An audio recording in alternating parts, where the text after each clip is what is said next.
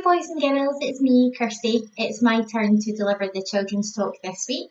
I've been really looking forward to speaking with you. Even though we can't be together at church or in the church hall together at Sunday Club, it's really nice that we can still keep in touch through digital technology. So we're very lucky that we have this in our lives and that we can still get together and say hello. So it's really nice to be here. I hope we've all been managing to stay as busy as possible. I know that it's quite a tricky time just now, but luckily it's the weekend, so I hope you're making some time to relax from schoolwork and hopefully you've been able to get out in the fresh air since the weather has been quite nice. So I'm sure lots of you have been for a walk or you've been out in the garden, and I hope you've just been able to make the most of that while the weather has been really nice. Last week, Mrs. Brennan delivered a lovely children's talk, and it was Mothering Sunday, and I know that you had been talking about love and ways that we can show love to each other and ways we can show love to the people in our lives, especially mums or grannies or aunties or special ladies in our life since it was Mothering Sunday. It was really nice, really heartening to hear that Mrs. Brennan received a letter from her 3 boys and they were promising breakfast in bed. I hope she got that. That sounds like a lovely treat. I was really lucky this morning as my little girl surprised me with a birthday cake as it's my birthday today. So I was really lucky that I got to have some birthday cake this morning, and that was a really nice way for Ava to show that she loves me as her mum. So that was a nice treat for me. If you haven't shared the way that you've spread love this week or given love to someone in your family, there's still time. Please just pop it on the Facebook page or get your grown up to do that and we can share. You can even upload a little video if you've got something new. It'd be really nice to see some faces on the Facebook page just so we can keep in touch with each other that way. It'd be really nice to do that. Now, our first thing that I'd like to do today is I'd like to give you a little quiz. So I've got 4 questions and the 5th question, so there are 4 and then a little extra one at the end. So all the answers to these questions have a connection and I want to see if you can try and work out what the connection is to all of these questions. So if you've got a little bit of paper or a little pencil or a pen you want to write down the answers you can, or if you just want to shout them out as we go along, that's fine. They're quite simple, they're not too tricky, so you don't need to worry too much. So I'll get started. So the first question is, what do ships use to guide themselves away from danger from rocks? So what do ships use to guide themselves safely away from rocks? That one. Number 2. What is the name of the star that can be found at the centre of our solar system? Now this is a tricky one. You might not think it is a star, but it is. And it's really essential to our lives. It's lovely when we look out the window, we might be able to see it sometimes, not all the time. So what is the name of the star at the centre of our solar system? Number 3. What did the wise men follow to lead them to baby Jesus? What did the wise men follow to lead them to baby Jesus? And number 4, what would you use to find your way or to guide yourself in the dark? What would you use to find your way in the dark? And question number 5 is, can you work out what the connection is with all these answers? Can you work out your connection? Hopefully some of you will have managed to do that. So I'll talk you through the answers. Number 1 was a lighthouse. That's what helps ships to sail safely and to stay away from rocks. Number 2, the name of the star found at the centre of the solar system is the sun. The sun is actually a star, and that was the answer to question 2. Number 3, what did the wise men follow to lead the way to baby Jesus? And that was a star. Yep, they followed the star in the sky and it managed to lead them to baby Jesus. And number 4, what would you use to find your way in the dark? And that would be a torch. Or I suppose you could use a candle or a lamp, something like that. A torch is usually what I would use if we had a power cut. And number 5 is, what is the connection between all of these answers? So hopefully some of you will have worked it out by now. But the connection is, all of these things give us light. They all give us light. And I want us to be thinking about today that Jesus is our light. We're going to be thinking about how Jesus can be our light in the darkness. Now I want you to imagine if I turned off the lights in this room at night time, so if there was no light coming in the window, and it would be really, really dark, and I wouldn't be able to see anything at all. Then if I turned the light switch on, or if I had a torch, or if I had a candle, or something that gave me light, the darkness would go away and I would be able to see. And I want you to think about this is how it is with Jesus in our lives, boys and girls. He is our light. And when we walk with Jesus and we follow Jesus, we stay in the light and we stay far away from the darkness. And Jesus is our light in all the times of darkness. Now I know that things can seem a little bit hard at the moment. We are indoors, there is a virus that's going around and it's making quite a lot of people quite unwell. It's giving people a bit more anxiety than usual, and some people are just feeling a little bit down and are not feeling their happy usual selves. And it can seem pretty dark for some people at the moment. And I want you to remember that Jesus is our light at this really difficult time. Now I'm going to read a little passage from the Bible, and it's from the book of Ephesians, which can be found in the New Testament.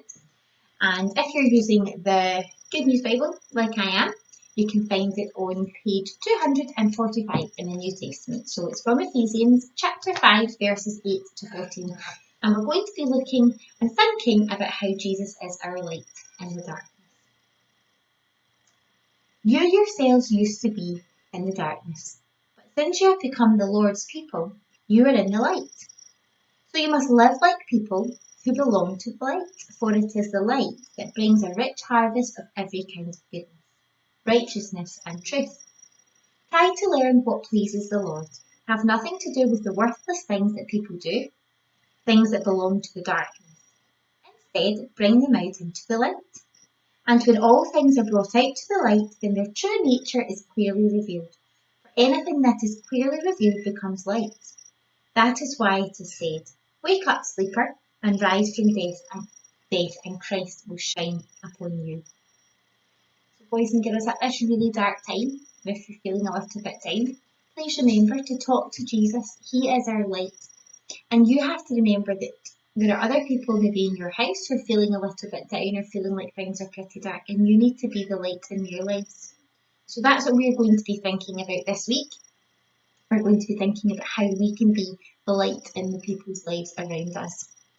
So what I'm going to do is I'm going to set you a couple of challenges, 2 or 3 challenges, and it'd be really nice if you could try and complete them before next week's children's talk. Okay. So the first thing I would really like you to do is I'd like you to be the light in your house, in your space, wherever you are this week, whether you're at home, whether you are outside. I want you to remember to be the light in your family's life. I know it can be quite tricky. So it could be tell them a joke, it could be sing them one of their favourite songs, it could be play their favourite song, put on some really happy music, have a dance, and do something that will cheer them up. It could be give your brother or sister a hug, it could be make them their favourite snack, it could be just something as simple as giving them a smile and talking to them. So try really hard to do something this week to be the light in your family's life. The second thing I would really like you to do is when I've been out walking this week with my little girl and my little boy Zach, I've been noticing all the lovely rainbows that people have popped up in their window to say thank you to the people who are still working for us at this time. They're having to go to work every day, people who work in the NHS and our health service. And people have been creating beautiful rainbow pictures. And that got me thinking, I thought maybe this week, since we've been talking about Jesus being the light in all this darkness, I thought we could try and create our own pictures and pop them up in our window to show people, to show other people that Jesus can be the light in this really dark time.